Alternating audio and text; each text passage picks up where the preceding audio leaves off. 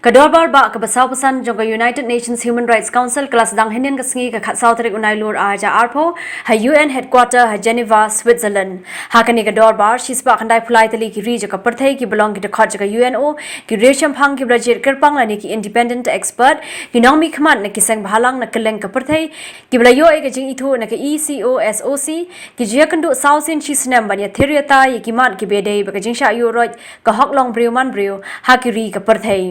Ubadino DG Dimpep Ubadeu Chairman Jaka Meghalaya People's Human Rights Council ulong way ni kiriyo Shampang halor ka hoklong briu man briu baru bladep ban pintibit yala day na United Nations International Training and Research ulalong way ni kiriyo khamat jaka jila baru bla Juliet ban yashim banta hakane ka dorbar ba jaka UN ban mi khamat ikajaj ban riu hinyo trap bar yakari India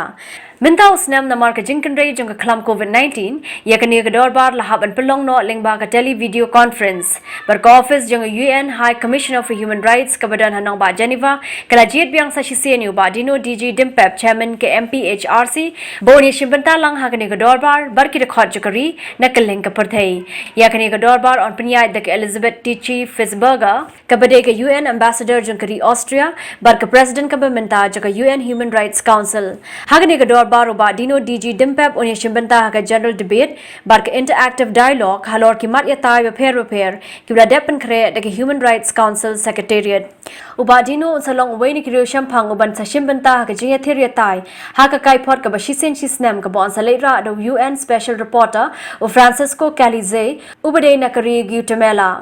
Kawai ni kimar ki bah khmare ki bawa Dino DG Dimpep ulapan kre kalong banyai kentui ka dorbar UN Human Rights Council bagade ban kerpat ikiri long da khot jaga UNO khamtam e ikiri India ban ithono kham kloi ki ktien jaki pai trai mulok jangka perthai khamtam e ka ktien khasi bar garo bon la ban penrong no kham kloi ha ka khrnit ka ba phra jaga riti sanchar jaga India kani ka dorbar kan kudno kan reuterik urisau arhaja arpho With COVID-19, a fast-moving and global health crisis has collided with many slower and more entrenched political, social, and economic crises around the world. And those multiple underlying fractures, which have made us more vulnerable to this virus and create entry points for its harms, result primarily from political processes that exclude people's voices and gaps in human rights protection. I see important opportunities for us to assist states to devise human rights-based action that can de-escalate tensions,